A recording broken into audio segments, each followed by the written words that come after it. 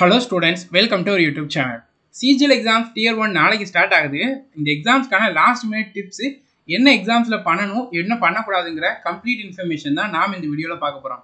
Time management எப்படி நீங்க maintain பண்ணணும், எப்படி क्वेश्चंस நீங்க அட்டெண்ட் பண்ணினா நிறைய நம்பர் ஆஃப் क्वेश्चंस நீங்க அட்டெண்ட் பண்ண முடியும், சேஃப் ஸ்கோர் என்ன, எவ்வளவு மார்க் எடுத்தா நீங்க கட் ஆஃபா கம்ஃபர்ட்டபிளா கிளியர் பண்ண முடியும். இந்த மாதிரியான எல்லா இன்ஃபர்மேஷனையும் இந்த வீடியோல ஷேர் பண்ண போறோம். நீங்க ஃபர்ஸ்ட் டைம் CGL எக்ஸாம்ஸ்க்கு அப்பியர் ஆக போறீங்கன்னா இந்த வீடியோ உங்களுக்கான வீடியோ தான். வீடியோவை கம்ப்ளீட்டா பாருங்க. நிறைய இன்ஃபர்மேஷன்ஸை நீங்க கேதர் பண்ணிக்கிட முடியும். அண்ட் அது நீங்க எக்ஸாம்ஸ்ல அப்ளை பண்றப்போ நல்ல ரிசல்ட் உங்களோட எக்ஸாம்ஸ்ல கிடைக்கும்.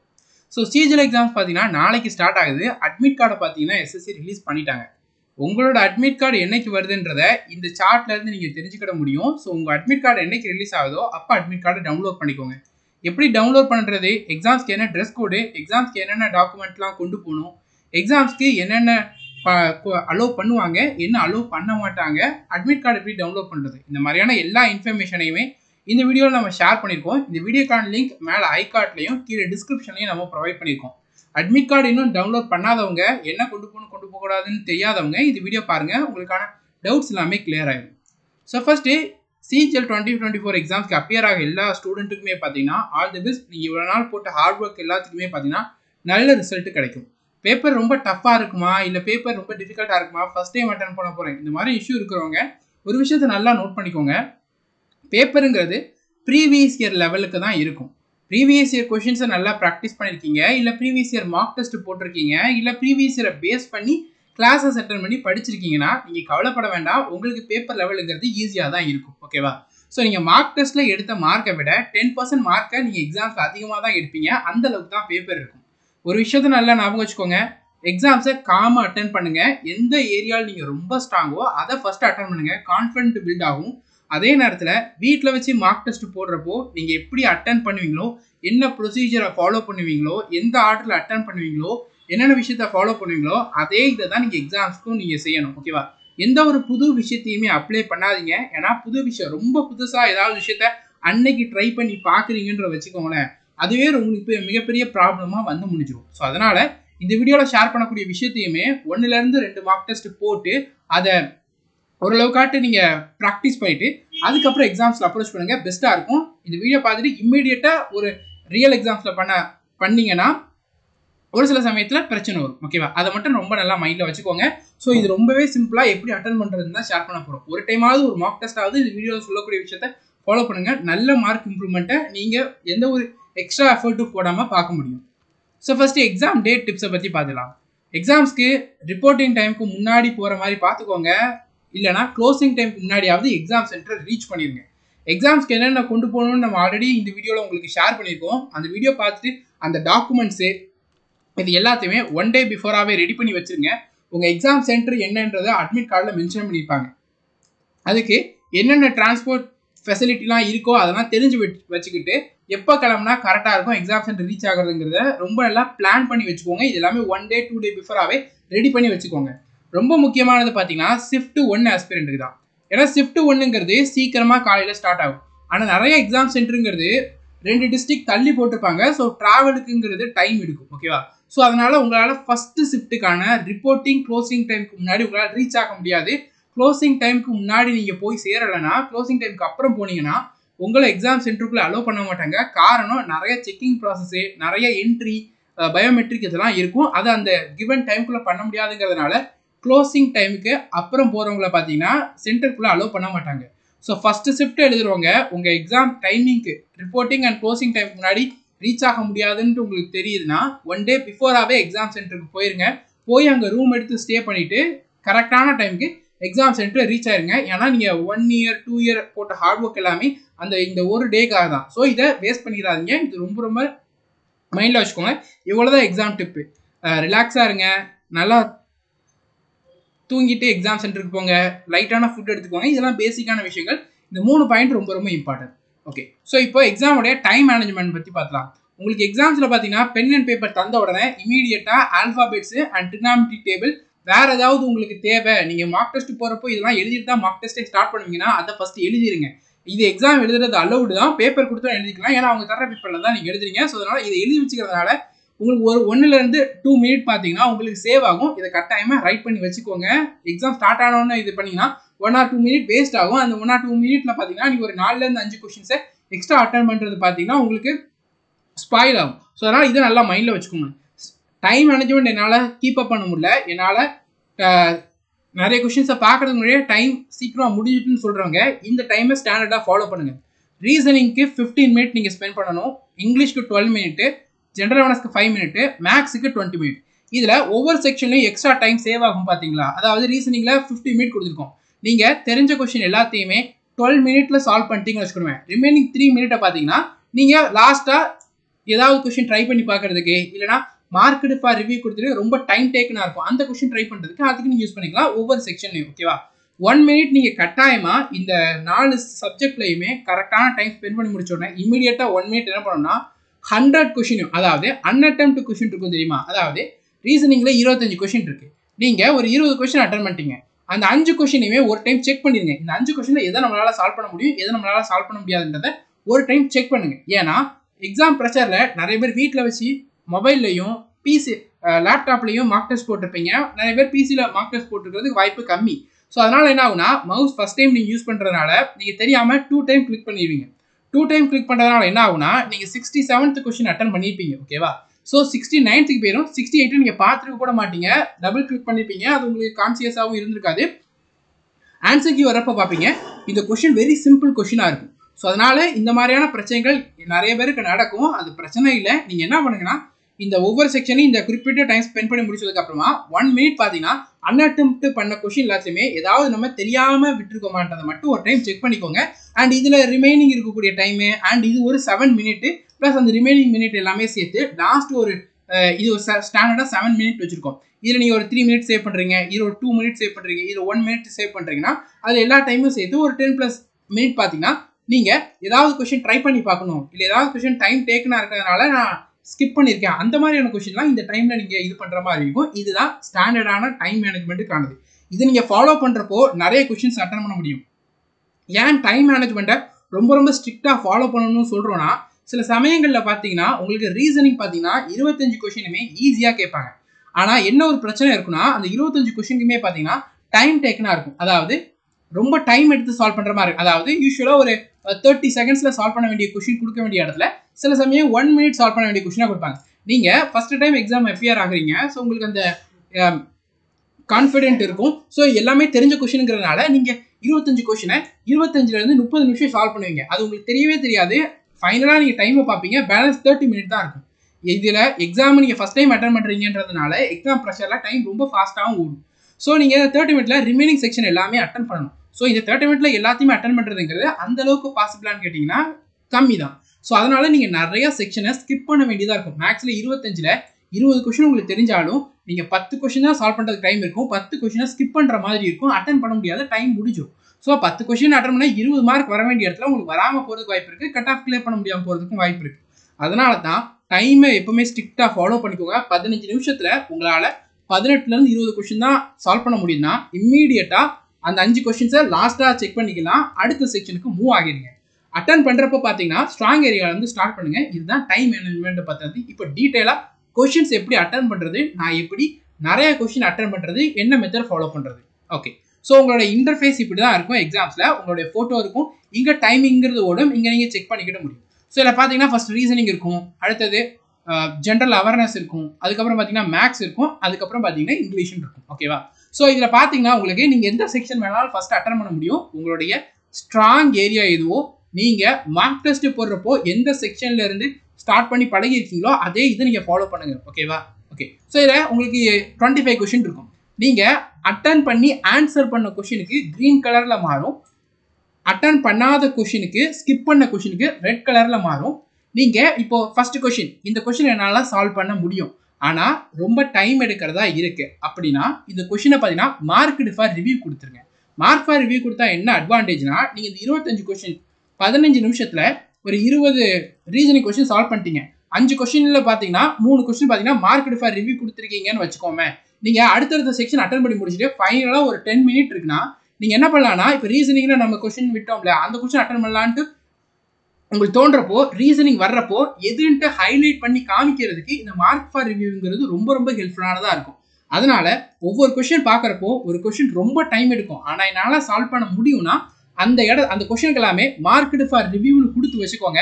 அது வயலட் கலரில் இருக்கும். நீங்கள் வேற செக்ஷன் அட்டன் பண்ணிட்டு திரும்ப இதில் ஸ்கிப் பண்ண கொஸ்டின் அட்டன் பண்ண வர்றப்போ ஹைலைட் ஆகி காட்டும், இமீடியட்டாக அட்டன் பண்ணலாம்.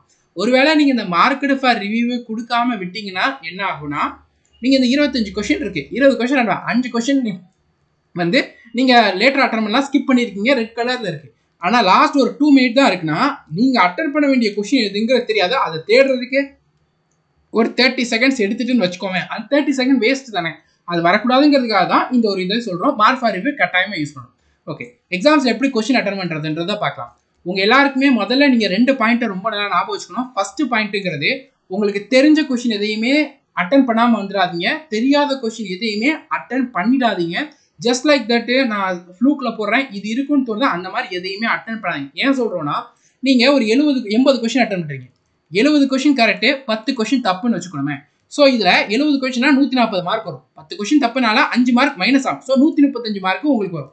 உங்கள் கேட்டகரி கட் ஆஃப் 138னா உங்களால் கட் ஆஃபை கிளியர் பண்ண முடியாது. காரணம் நீங்கள் 135 தான் எடுத்துப்பீங்க. அதே இது நீங்கள் உங்களுக்கு தெரியாத கொஸ்டின், ராங்கான கொஸ்டின் மோஸ்ட்லி தெரியாமல் இருக்கிறது, ஏதாவது சின்ன மிஸ்டேக்னால இது பண்ணிப்பீங்க. ஸோ அதை நீங்கள் அட்டன் பண்ணாமல் இருந்தீங்கன்னா 70 கொஸ்டின் 140 மார்க், கட் ஆஃபை விட 2 மார்க் அதிகம், கட் ஆஃபை கிளியர் பண்ண முடியும். அதனால மொதல் பாயிண்ட்டு, தெரிஞ்ச கொஸ்டின் எதையுமே ஸ்கிப் பண்ணிடக்கூடாது. டைம் டேக்கனாக இருந்தாலும் அதை ஃபைனலாக சால்வ் பண்ணி முடிச்சிடணும். தெரியாத கொஸ்டின் எதையுமே அட்டன் பண்ணிடாதீங்க. நெகட்டிவ் மார்க் ரொம்ப ரொம்ப பின்னாடி 0.5ல் 1 மார்க் 2 மார்க்கில் கட் ஆஃப் கிளியர் பண்ண முடியாமல் போகிறதுக்கு அது மிகப்பெரிய ஃபேக்டராக வந்து முடியும். இதை நான் நோட் பண்ணேன். ரெண்டாவது, உங்களுக்கு நீங்கள் என்னென்ன சப்ஜெக்டில் என்னென்ன மிஸ்டேக் பண்ணுவீங்கன்றது உங்களுக்கு கிளியராக தெரியும். அந்த மிஸ்டேக்கை நீங்கள் ப்ரீவியஸ் மார்க் டெஸ்ட்லேருந்து லேர்ன் பண்ணியிருப்பீங்க. ஸோ அந்த மிஸ்டேக்கை ரிப்பீட் பண்ணாதீங்க. ரீசனிங்கை பொறுத்த வரைக்கும் டயக்ராமில் மிஸ்டேக் வருது எனக்கு, இல்லை நான் வந்து ரீடிங் இங்கிலீஷில் பிக்யூஆர்எஸ்ஸு அண்ட் இங்கிலீஷில் க்ளோஸ் டெஸ்ட்டு, நான் இந்த பிக்யூஆர்எஸ் அண்ட் க்ளோஸ் டெஸ்ட் இதில் எனக்கு எப்போவுமே பார்த்தீங்கன்னா மிஸ்டேக் வரும்னா இது ரெண்டுமே உங்களுக்கு மிஸ்டேக் வருதுன்னு தெரியுது.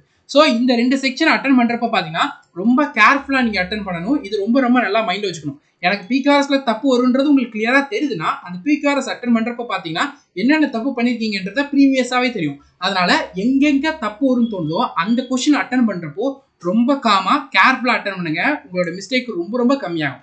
ஃபர்ஸ்ட்டு கொஸ்டின்ஸ் எப்படி அட்டன் பண்ணுறதுன்னு பார்க்கலாம். உங்களுக்கு இதில் கிவன் டைம்ன்றதை கொடுத்துருக்கோம், டைம் மேனேஜ்மெண்ட் எப்படி பண்ணணுன்றது. ஸோ இந்த கிவன் டைமில் பார்த்தீங்கன்னா நீங்கள் 3 சைக்கிளை வந்து ஃபாலோ பண்ணணும். மொதல் சைக்கிள் பார்த்தீங்கன்னா 25 கொஸ்டின். அந்த 25 கொஸ்டின் இருக்கா ரீசனிங்கில், அந்த 25 கொஸ்டினில் ஃபஸ்ட்டு நீங்கள் என்ன பண்ணணும்னா, எந்த கொஸ்டின்லாம் ஈஸியான கொஸ்டினோ ஃபஸ்ட் அட்டெம்ப்ட்லேயே உங்களால் சால்வ் பண்ண முடியுமோ, தப்பே வராதோ, டைமே எடுக்காதோ அந்த கொஸ்டினை ஃபஸ்ட்டு சால்வ் பண்ணிடணும். என்ன அட்வான்டேஜ்னா 15 மினிட் ரீசனிங் இருக்கா, 15 மினிட்ல நீங்கள் இப்போ ஈஸியான கொஸ்டின் எல்லாம், அதாவது டயக்ராம் கொஸ்டின், டைஸ் கொஸ்டின், அதுக்கப்புறம் பார்த்தீங்கன்னா சீரிஸ் கம்ப்ளீஷனில் சில கொஸ்டின், சிலாகிசம் கொஸ்டின், இந்த மாதிரி சில கொஸ்டின்ஸ் பார்த்தீங்கன்னா உங்களுக்கு தப்பே வராதுன்னு உங்களுக்கு தெரியும். ஏன்னா இத்தனை மார்க் டெஸ்ட் பண்ணுவீங்க. அந்த கொஸ்டின் எல்லாமே ஃபஸ்ட் அட்டன் பண்ணீங்க. ஏன்னா இப்போ 25 கொஸ்டின் இருக்கா, ஃபர்ஸ்ட் கொஸ்டின் பார்க்குறீங்க, இந்த கொஸ்டின் என்னால் 100% சால்வ் பண்ண முடியும்னு தோணுதா, அப்போ இதை நம்ம சால்வ் பண்ணிடணும். அடுத்து ரெண்டாவது கொஸ்டின் எனக்கு 100% ஈஸியான கொஸ்டின், என்னால் சால்வ் பண்ணிட முடியும், தப்பே வராதா, அப்போ அந்த கொஸ்டின் சால்வ் பண்ணணும். மூணாவது கொஸ்டின் பார்க்குறீங்க, இந்த கொஸ்டின் எனக்கு தெரியும் ஆனால் டைம் கொஞ்சம் எடுக்கும், மேத்தமெட்டிக்கல் ஆப்ரேஷன் இருக்குது, நிறைய ஆப்ஷன்ஸும் செக் பண்ண வேண்டியது, அப்போ டைம் எடுக்கும்னு உங்களுக்கு தோணுதுன்னா அந்த கொஸ்டினுக்கு மார்க்டு ஃபார் ரிவ்யூ கொடுத்துட்டு 4வது கொஸ்டின் போயிடும். 5, 6 சால்வ். இப்போ 8வது கொஸ்டின் சால்வ் பண்ணுறீங்க, அந்த கொஸ்டின் சால்வ் பண்ணுறப்போ அது ஈஸியான கொஸ்டின் தான், டைம் எடுக்கும், அப்போ அதையுமே மார்க்டு ஃபார் ரிவ்யூ கொடுக்கும். இப்படி 25 கொஸ்டின்லையுமே என்னென்ன கொஸ்டின்லாம் ஃபர்ஸ்ட் அட்டெம்ப்ட்ல சால்வ் பண்ண முடியுமோ அந்த கொஸ்டின் எல்லாமே ஃபர்ஸ்ட் அட்டெம்ப்ட்லேயே சால்வ் பண்ணிடணும். இதில் ஒரு கொஸ்டின்ஸ் நம்ம அட்டன் பண்ணி முடிச்சிருவோமா. அடுத்தது 15 நிமிஷத்துக்குள்ளே இருக்கிறப்போ அடுத்த moderate and easy time taker, எதெல்லாம் மார்க்டு ஃபார் ரிவ்யூன்னு கொடுத்து வச்சிருக்கீங்களோ அந்த கொஸ்டின் எல்லாத்தையுமே பார்த்தீங்கன்னா நீங்கள் இப்போ சால்வ் பண்ணணும். ஸோ இப்படி நீங்கள் செய்கிறப்போ பார்த்தீங்கன்னா ஈஸியான கொஸ்டினும் சால்வ் பண்ணிட்டீங்க, உங்களுக்கு தெரிஞ்ச டைம் டேக்கன் கொஸ்டினும் சால்வ் பண்ணிட்டீங்க. ஸோ 15 நிமிஷத்தில் 18லேருந்து 20க்கும் அதிகமான கொஸ்டின்ஸை உங்களால் சால்வ் பண்ணிட முடியும். ரிமைனிங் கொஸ்டின்ஸை பார்த்தீங்கன்னா பேலன்ஸ் இருக்கக்கூடிய அந்த 7 மினிட்டு மற்ற செக்ஷனில் டைம் சேவ் ஆகும்ல, அந்த டைம் வந்து சால்வ் பண்ணிக்கிட முடியும். ஸோ இப்படின்னா ரீசனிங் கம்ப்ளீட்டாக முடிச்சாச்சு, தெரிஞ்ச கொஸ்டின் எல்லாம் சால்வ் பண்ணியாச்சு, கான்ஃபிடென்ட் பில்ட் ஆகும். அடுத்தது அதே மாதிரி ஒவ்வொரு செக்ஷனுக்கு மேக்ஸ்லேயே அதே மாதிரி தான் 25 கொஸ்டின் இருக்கா, எதை ஃபர்ஸ்ட் அட்டெம்ப்ட்லேயே சால்வ் பண்ண முடியும், தப்பே வராது, சிம்பிளான ஸ்டெப் தான், 1 2 ஸ்டெப் தான் இருக்குன்னா அதை தான் நீங்கள் ஃபஸ்ட்டு சால்வ் பண்ணணும். ஒரு சில கொஸ்டின்ஸ் பார்த்தீங்கன்னா டைம் எடுக்கணும், உங்களுக்கே தோணும் டைம் எடுக்கணும், எது இருக்கும், டேட்டா இன்டர்பிரேஷன் டைம் எடுக்க வாய்ப்பு இருக்குது. அதுக்கப்புறம் பார்த்தீங்கன்னா ட்ரிகாமெட்ரியில் சில கொஸ்டின் டைம் எடுக்க வாய்ப்பு இருக்குது, மென்சுரேஷன் டைம் எடுக்க வாய்ப்பு இல்லை அந்தளவுக்கு, ப்ராஃபிட் அண்ட் லாஸ் டைம் எடுக்க வாய்ப்பு இருக்குது, ட்ரெயின் சம் டைம் எடுக்க வாய்ப்பு இருக்குது. அதுக்கப்புறம் பார்த்தீங்கன்னா பர்சன்டேஜில் சில கொஸ்டின் டைம் எடுக்க வாய்ப்பு. இந்த மாதிரி சில கொஸ்டின் டைம் எடுக்கும்னு தெரியல. அதெல்லாம் மார்க்கெட் ஃபார் ரிவ்யூ கொடுத்துட்டு மேக்ஸ் 20 நிமிஷம் எடுத்துக்கோமா, அந்த 20 நிமிஷத்தில் நீங்கள் ஈஸியான கொஸ்டின் எல்லாத்தையுமே குயிக்காக சிம்பிளிஃபிகேஷன் மாதிரியான கொஸ்டின்ஸை சால்வ் பண்ணிவிட்டு, ரெண்டாவது சைக்கிளில் டைம் டேக்கன் கொஸ்டின்ஸு, இந்த கொஸ்டின் எனக்கு தெரியும் டைம் டேக்கன்லாம் இல்லை ஆனால் கொஞ்சம் மெனக்கட வேண்டியது இருக்கும், அந்த மாதிரி கொஸ்டின் தான் ரெண்டாவது சைக்கிளில் சால்வ் பண்ணணும். மூணாவது சைக்கிள் அதாவது லாஸ்ட் 7 மினிட்டு இல்லைனா 20 மினிட் இருக்குது மேக்ஸில். இந்த 20 மினிட்டில் நீங்கள் 15 மினிட்லேயே பார்த்தீங்கன்னா 20 கொஸ்டின் சால்வ் பண்ணிட்டீங்க. ஓகேவா, மிச்சம் 5 மினிட் இருக்குது. ஓகேவா, 20 கொஸ்டின் சால்வ் பண்ணிட்டீங்க, மிச்சம் 5 கொஸ்டின்ஸ் இருக்குது. அந்த 5 கொஸ்டின்ஸ் இன்னும் உங்களுக்கு 5 மினிட் இருக்குது. கரெக்டாக, அப்போது தெரியாத கொஸ்டினை ட்ரை பண்ணுறதுக்கு யூஸ் பண்ணிக்கலாம், தப்பே கிடையாது. இப்படி தான் நீங்கள் ஒவ்வொரு செக்ஷன் அட்டன் பண்ணணும். இதனால் என்ன பெனிஃபிட்னா, எக்ஸாம் பேப்பர் எப்பவுமே எல்லாருமே ஒரு 60+ கொஸ்டின்ஸை பார்த்தீங்கன்னா அட்டன் பண்ணுற மாதிரி, எல்லாருமே 60+ கொஸ்டின்ஸ் அட்டன் பண்ணுற மாதிரி தான் பேப்பரை எஸ்எஸ்சி ரெடி பண்ணியிருப்பாங்க. ஸோ நிறைய பேர் பண்ணக்கூடிய மிஸ்டேக் என்னன்னா, இதில் 5 கொஸ்டின் இருக்கா, இப்போ பாருங்கள், இதில் மொதல் 5 கொஸ்டின் பார்த்தீங்கன்னா டைம் டேக்கனாக கொடுத்துருப்பாங்க. சில சமயங்கள் டைம் டேக்கனாக கொடுத்துருக்கப்ப என்ன ஆகுனா, நீங்கள் என்ன நினைப்பீங்க, டைம் டேக்கனாக இருக்குது, ஸோ இதை சால்வ் பண்ணி, ஏன்னா எக்ஸாம்ஸில் ஒவ்வொரு கொஸ்டினுமே இம்பார்ட்டன்ட். ஃபஸ்ட் டைம் அப்பியர் ஆக போகிறவங்க ஒவ்வொரு கொஸ்டினுமே ரொம்ப ப்ரெஸ்டீஜாக பார்ப்பீங்க. ஸோ ஃபஸ்ட்டு கொஸ்டின் அட்டன் பண்ணுறப்போ ரொம்ப டைம் எடுக்கும். 2 மினிட் எடுத்திருப்பீங்க. 2 மினிட் எடுத்து அடுத்த கொஸ்டின் ஒரு 2 மினிட், அடுத்த கொஸ்டின் ஒரு 2 மினிட், அடுத்த கொஸ்டின் ஒரு 2 மினிட், கிட்டத்தட்ட 8 மினிட். மேக்ஸுக்கு 20 மினிட் நீங்கள் ஸ்பெண்ட் பண்ணணும்னு வச்சிருக்கீங்கன்னா 8 மினிட் இந்த 4 கொஸ்டின்லேயே போயிட்டுனா மித்த கொஸ்டின் உங்களுக்கு அட்டன் பண்ணுறதுக்கு அந்தளவுக்கு டைமும் இருக்காது. அண்ட் அடுத்ததுமே இதே தான் பண்ணேன். இதே நீங்கள் மொதல் 4 கொஸ்டின் தெரியும், டைம் எடுக்கும், அதை மார்க் பார்வை கொடுத்து அடுத்த போனீங்கன்னா அடுத்த 20 கொஸ்டினுமே ரொம்ப சீக்கிரமாக சால்வ் பண்ணி ஒரு 12 நிமிஷம் 15 நிமிஷத்தில் சால்வ் பண்ணிட்டீங்கன்னா உங்களுக்கு மிகப்பெரிய அட்வான்டேஜ். எது பெஸ்ட்டுங்கிறத பார்க்கணும். ஒரு கொஸ்டின் 1 செகண்டில் சால்வ் பண்ணலாம், அதுக்கும் 2 மார்க் தான். ஒரு கொஸ்டின் நிறைய ஸ்டெப் சால்வ் பண்ணணும், டைமும் ரொம்ப எடுக்கும், அதுக்கும் 2 மார்க் தான். நம்ம இதை தான் சூஸ் பண்ணணும். இதுதான் ரொம்ப இன்டெலிஜென்ட்டு. இந்த மாதிரியான விஷயங்கள் தான் சூஸ் பண்ணணும். இதை நல்லா ஞாபகம் வச்சுக்கணும். ஸோ லாஸ்ட் இருக்கக்கூடிய ஒரு 5 மினிட்டு 10 மினிட்டு அந்த டைமில் பார்த்தீங்கன்னா நீங்கள் தெரியாத கொஸ்டின்ஸை ட்ரை பண்ணி பார்க்கலாம். ரீசனிங்கில் நீங்கள் அனாலஜி, கிளாசிஃபிகேஷன் இதெல்லாம் தெரியாமல் ஸ்கிப் பண்ணியிருப்பீங்களா, அந்த கொஸ்டினை ட்ரை பண்ணலாம். ஒரு விஷயம் கிளியராக சொல்கிறோம், உங்கள் மார்க் டெஸ்ட்டில் மார்க்கு 120லேருந்து 130க்குள்ளே நீங்கள் ஸ்கோர் பண்ணிட்டு இருக்கீங்கன்னா நீங்கள் தெரிஞ்ச கொஸ்டின் எல்லாத்தையுமே 40 மினிட்ல சால்வ் பண்ணி முடிச்சிருவீங்க. மார்க் டெஸ்ட்டில் இந்த மார்க் வருதுன்னா தெரிஞ்ச கொஸ்டின் எல்லாத்தையுமே 40 மினிட்ல சால்வ் பண்ணிடுவீங்க. அடுத்து இருக்கக்கூடிய இந்த 20 மினிட்ல பார்த்தீங்கன்னா நீங்கள் ரீசனிங்கில் டைம் டேக்கனு லேட்டராக ட்ரை பண்ணிக்கலாம், மேக்ஸில் டைம் டேக்கனு லேட்டராக ட்ரை பண்ணிக்கலாம். அந்த மாதிரியான கொஸ்டின்ஸை இந்த 20 மினிட்ல சால்வ் பண்ணலாம். ஓகேவா, இதை மைண்டில் வச்சுக்கோங்க. அவாய்ட் பண்ணுற மிஸ்டேக்ஸ் எப்படி அவாய்ட் பண்ணுறது, டைம் டேக்கன் பார்த்தலாம். ஃபர்ஸ்ட்டு கொஸ்டின்ஸை கம்ப்ளீட்டாக ரீட் பண்ணிவிட்டு அதுக்கப்புறமா சால்வ் பண்ண ட்ரை பண்ணுங்கள். அதே மாதிரி கொஸ்டின்ஸை ஃபஸ்ட்டு கம்ப்ளீட்டாக ரீட் பண்ணிவிட்டு அதுக்கப்புறமா ஸ்கிப் பண்ணுங்கள். ஏன்னா இப்போ ஒரு கொஸ்டின் நீங்கள் பார்க்குறீங்க, அந்த கொஸ்டின் 4 லைன் கொடுத்துருக்காங்க, மொதல் 2 லைனில் கொடுத்துருக்க டேட்டாஸ் வச்சு நீங்கள் கொஞ்சம் செஞ்சுட்டீங்க. 3வது லைன் பார்க்குறீங்க, அதுக்கப்புறம் உங்களுக்கு எப்படி சால்வ் பண்ணணும்னு தெரியலன்னா இவ்வளோ நேரம் நீங்கள் ஸ்பெண்ட் பண்ண அந்த டைமுங்கிறது வேஸ்ட் ஆஃப் டைம் தான். இதை நீங்கள் வேறு கொஸ்டினுக்கு ஸ்பெண்ட் பண்ணலாம், ரீசனிங்க்கு ஸ்பெண்ட் பண்ணலாம், ஆனால் அந்த டைமுங்கிறது வேஸ்ட் ஆகும். அதனால் ஒரு கொஸ்டினை கம்ப்ளீட்டாக ரீட் பண்ணிவிட்டு சால்வ் பண்ண ட்ரை பண்ணுங்கள், அதில் கொஞ்சம் டைம் சேவ் ஆகும். அதே நேரத்தில் ஒரு கொஸ்டின் பார்க்குறீங்க, டிஃபிகல்ட்டாக இருக்கிற மாதிரி பார்த்தோன்னே விளையாண்டு இருக்குன்னா உடனே ஸ்கிப் பண்ணாதீங்க, கம்ப்ளீட்டாக கொஸ்டினை ரீட் பண்ணுங்கள். ஏன்னா 4 லைன் 5 லைனில் கொடுத்துருக்கூடிய கொஸ்டினுக்கு சொல்யூஷனுங்கிறது கான்செப்ட்டுங்கிறது ஒரு லைனில் தான் இருக்கும். அதனால் ஒரு கொஸ்டினை கம்ப்ளீட்டாக ரீட் பண்ணிவிட்டு அதுக்கப்புறமா ஸ்கிப் பண்ணுங்கள், அதுக்கப்புறமா சால்வ் பண்ண ஸ்டார்ட் பண்ணுங்கள். இது ரொம்ப இம்பார்ட்டன்ட். அடுத்தது ரீசனிங்லேயும் இங்கிலீஷ்லேயும் ஆப்ஷனை சூஸ் பண்ணுறதுக்கு முன்னாடி கொஸ்டின்ஸை ரொம்ப தெளிவாக பார்த்துருங்க. ஏன்னா ரீசனிங்கில் சில சமயம் பார்த்தீங்கன்னா உங்களுக்கு பிளட் ரிலேஷனில் தப்பு வர வாய்ப்பு இருக்குது, சீட்டிங் அரேஞ்ச்மெண்ட் கேட்டாங்கன்னா அதில் தப்பு வர வாய்ப்பு இருக்குது. ஏன்னா நீ கொஸ்டின் ஒழுங்காக ரீட் பண்ணாமல் இல்லை ஹரிபரியில் சீக்கிரமாக சால்வ் பண்ணணுன்றதுல மிஸ்டேக் வர வாய்ப்பு இருக்குது. ஸோ ரீசனிங்கை பொறுத்த வரைக்கும் கொஸ்டின்ஸை தெளிவாக ஃபஸ்ட் டைம் ரீட் பண்ணும்போது ஒழுங்காக ரீட் பண்ணிடுங்க, பிரச்சனை இல்லை. ஆப்ஷன் சூஸ் பண்ணுறப்போ கேர்ஃபுல்லாக ஆன்சர் பண்ணுங்க. இங்கிலீஷை பொறுத்த வரைக்கும் கொஸ்டின்ஸை ரொம்ப தெளிவாக சூஸ் பண்ணுங்க. இப்போ ஏன்னா இப்போ ரிஜிட்டுங்கிற ஒரு வேர்டு இருக்குது, ஃபார் எக்ஸாம்பிள் ரிஜிட்டுங்கிற வேர்டு இருக்குது. ரிஜிட்டோட வேர்டோட மீனிங் என்னது, ஸ்ட்ராங். கரெக்டாக நீங்கள் ரிஜிட்டுன்னு பார்த்தோன்னே ஆப்ஷனில் ஸ்ட்ராங்காக சூஸ் பண்ணிட்டு போயிருவீங்க. ஆனால் கொஸ்டின் என்ன கேட்டிருப்பாங்கன்னா ஆன்டனிம் கேட்டிருப்பாங்க, ஆனால் நீங்கள் சினோனிம் சூஸ் பண்ணிட்டு விட்டீங்க. ஸோ இதனால் நிறைய மிஸ்டேக் வரும். நீங்கள் ஆன்சர் கீழே தான் இது தெரியும். அதனால் ஒரு கொஸ்டின் பார்த்தீங்கன்னா அந்த கொஸ்டின் தெளிவாக ஆன்டனிம் கேட்டிருக்காங்களா சினோனிம் கேட்டிருக்காங்க. ஏன்னா நீங்கள் எக்ஸாம் ப்ரெஷரில் நீங்கள் பார்த்த வேர்டுக்கு எது இம்மீடியட் மீனிங்கோ ஆப்ஷனில் தப்பானது சூஸ் பண்ணுறதுக்கு தான் ஃபர்ஸ்ட்டு உங்களுக்கு புஷ் பண்ணும். அதனால் ஆன்டனிம் கேட்டிருக்காங்களா சினோனிம் கேட்டிருக்காங்களா. இங்கிலீஷில் 25 கொஸ்டின்ஸை 12 மினிட்ல ரொம்ப ஈஸியாக சால்வ் பண்ணிட முடியும். 10 நிமிஷத்துக்குள்ளேயே நீங்கள் சால்வ் பண்ணிடலாம். அதனால் 12 நிமிஷங்கிறது ரொம்ப அதிகமான டைமு. அதனால் ஒவ்வொரு கொஸ்டினையும் கேர்ஃபுல்லாக ஆன்சர் பண்ணுங்கள். ஏன்னா அதில் 20 கொஷினுக்கு மேலே கரெக்டாகவே ஆன்சர் பண்ண முடியும் எல்லாராலையும். அதனால் கேர்ஃபுல்லாக ஆன்சர் பண்ணுங்கள். இங்கிலீஷை பொறுத்த வரைக்கும் சினானமா ஆண்டனமா, வாய்ஸ் என்ன மாற்ற சொல்லியிருக்காங்க, ஸ்பீச் என்ன மாற்ற சொல்லியிருக்காங்க, ரீடிங் கம்பேர், சென்டென்ஸ் ரீஅரேஞ்ச்மெண்ட்டில் நிறைய பேர் நிறைய மிஸ்டேக் பண்ணுறீங்கன்னா சென்டென்ஸ் ரீஅரேஞ்ச்மெண்ட்டில் நல்ல டைம் எடுத்துக்கிட்டு 4 ஆப்ஷனில் ஏன் இந்த ஆப்ஷன் பெஸ்ட்டுங்கிறதுக்கு உங்களுக்கு நீங்களே ஒரு ஸ்டேட்மெண்ட்டை கொடுத்துட்டு அதுக்கப்புறமா ஆன்சர் பண்ணுங்கள். அடுத்தது வீக் ஏரியாவை லாஸ்ட்டாக அட்டன் பண்ணுங்கள், மார்க்கெட் ஃபார் ரிவ்யூ கொடுத்துட்டு. அதாவது இப்போ ஃபார் எக்ஸாம்பிள் உங்களுக்கு எப்போவுமே 20 சென்டென்ஸ் ரீஅரேஞ்ச்மெண்ட் கொஷின் கேட்குறாங்கன்னா நான் லாஸ்ட்டாக ஒரு 10 மார்க் டெஸ்ட் போட்டிருக்கேன். 20 சென்டென்ஸ் ரீஅரேஞ்ச்மெண்ட் இருக்குது. அதில் எனக்கு 10லேருந்து 12 கொஷின் தான் கரெக்டாக இருக்குது, 8லேருந்து 10 கொஷின் தப்பாக இருக்குன்னா நீங்கள் சென்டென்ஸ் ரீஅரேஞ்ச்மெண்ட்டில் வீக்காக இருக்கீங்க, ஒழுங்காக அண்டர்ஸ்டாண்ட் பண்ணாதனால தான் தப்பாகுது. அப்போ என்ன பண்ணணும்னா அந்த மாதிரியான கொஷின்ஸில் இருக்கும் தெரியுமா, அந்த கொஷின்ஸை மார்க்கெட் ஃபார் ரிவ்யூ கொடுத்துட்டு ஃபைனலாக இருக்கக்கூடிய டைமில் சால்வ் பண்ணி பழகுங்க. இப்படி நீங்கள் பண்ணிங்கன்னா மிஸ்டேக்ஸ் அவாய்ட் பண்ணலாம். டைம் டேக்கனா ரொம்ப தேவையில்லாமல் ஸ்பெண்ட் பண்ண முடியாது, டைமை வந்து நீங்கள் சேவ் பண்ண முடியும். உங்கள் ஸ்ட்ராங் ஏரியாவிலேருந்து ஸ்டார்ட் பண்ணுங்கள், டைமை கரெக்டாக கீப் அப் பண்ணுங்கள். ஒரு கொஸ்டின் தெரியலையா ஸ்கிப் அண்ட் கோ போங்க. நிறைய பேர் ஈகோ வந்து இதாகும். நான் ஃபஸ்ட் டைம் எக்ஸாம் எழுதுறேன், நான் நல்லா படிச்சிருக்கேன், ஸோ நான் ஒவ்வொரு கொஷினாக தான் சால்வ் பண்ணுவேன்லாம் நினைக்காதீங்க. ஃபஸ்ட் கொஷின் பார்க்குறீங்க, தெரியலையா 2வது போங்க, 2வதும் தெரியலையா 3வது கொஷின் போங்க, 3வதும் தெரியலையா 4வது கொஷின் போங்க, 4வதும் தெரியலையா 5வது கொஷின், 5ம் தெரியலையா மிச்ச 20 கொஷின் உங்களுக்கு தெரிஞ்சதாக இருக்கும். ஸோ இந்த 20க்கு 20 40 மார்க் உங்களால் ஸ்கோர் பண்ண முடியும். ஸோ இந்த மைண்ட் செட்டை வச்சுக்கோங்க. ஆரம்பத்தில் சொன்ன மாதிரி தான் 60 கொஷின்ஸ் எல்லாருமே கரெக்டாக ஆன்சர் பண்ணுற மாதிரி தான் பேப்பரை எஸ்எஸ்சிங்கிறது ரெடி பண்ணியிருப்பாங்க. இது ரொம்ப நல்லா மைண்டில் வச்சுக்கோங்க, ஓகேவா? அடுத்தது எக்ஸாம்ஸில் ராங் கொஷின் சில சமயங்கள் இருக்கும் அண்ட் 2 ஆப்ஷனுமே கரெக்டாக இருக்கிற மாதிரியும் இருக்கும். 2022 சிஜிஎல்ல பார்த்தீங்கன்னா பிளட் ரிலேஷன் கொஷின் பார்த்தீங்கன்னா 2 ஆப்ஷன் மேட்ச் ஆகிற மாதிரி கொடுத்துருவாங்க. அங்கே நீங்கள் ஆர்கியூ பண்ணிட்டு இருக்கக்கூடாது, அகைன் அண்ட் அகைன் செக் பண்ணிட்டு இருக்கக்கூடாது. இது ரீசனிங்லேயும் வரும், இங்கிலீஷ்லேயும் வரும், மேக்ஸ்லேயும் வரும், ஜென்ரல் அவேர்னஸ்லையும் எல்லா இடத்துலையும் வரும். ராங் கொஷினும் கேட்பாங்க. ராங் கொஷினாக இருக்குது, கொஷின் பார்த்தாலே ராங்காக இருக்குது, நெக்ஸ்ட் கொஷின் போயிருங்க, ராங் கொஷினுக்கு எல்லாருக்குமே மார்க். ஒருவேளை 2 ஆப்ஷன் கரெக்டாக இருக்க மாதிரி இருக்குது அப்படின்னா ஒரு ஆப்ஷன் நீங்கள் சூஸ் பண்ணிவிட்டு நெக்ஸ்ட் கொஸ்டின் போயிருங்க. அங்கே ஆர்கியூ பண்ணிட்டு இருக்காதிங்க. நான் ஆர்கியூ மீன்ஸ் என்னன்னா அதை ப்ரூவ் பண்ண ட்ரை பண்ணாதீங்க, இதுதான் கரெக்ட் இது தப்பு இல்லைன்ட்டு அதுலேயே நிறைய டைம்ஸ் வேஸ்ட் பண்ணாதீங்க.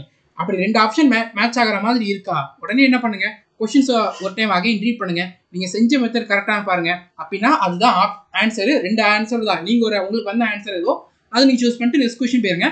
அது 2 ஆப்ஷன் மேட்சாக இருக்குன்னா எக்ஸாம்ஸில் உங்களுக்கு மார்க் தரப்போறாங்க. இது நல்லா மைண்டில் வச்சுக்கோங்க, ஓகேவா? ஓகே, ஸோ இவ்வளோதான் பார்த்தீங்கன்னா நீங்கள் எக்ஸாம்ஸில் கொஷின் எப்படி அட்டன் பண்ணுறதுக்குன்னு சொல்லியிருக்கோம். ஸோ இதை நீங்கள் ஃபாலோ பண்ணுங்கள். இப்போ நம்ம சொன்னதை இன்றைக்கே மார்க் டெஸ்ட் போட்டு ஒரு மார்க் டெஸ்ட்டில் இதை அப்ளை பண்ணி பாருங்கள். நிச்சயமாக நீங்கள் ப்ரீவியஸாக அட்டன் பண்ண கொஷின்ஸை நம்பர்ஸை விட இந்த டைம் அதிகமான நம்பர்ஸை நீங்கள் ஸ்கோர் பண்ண முடியும்.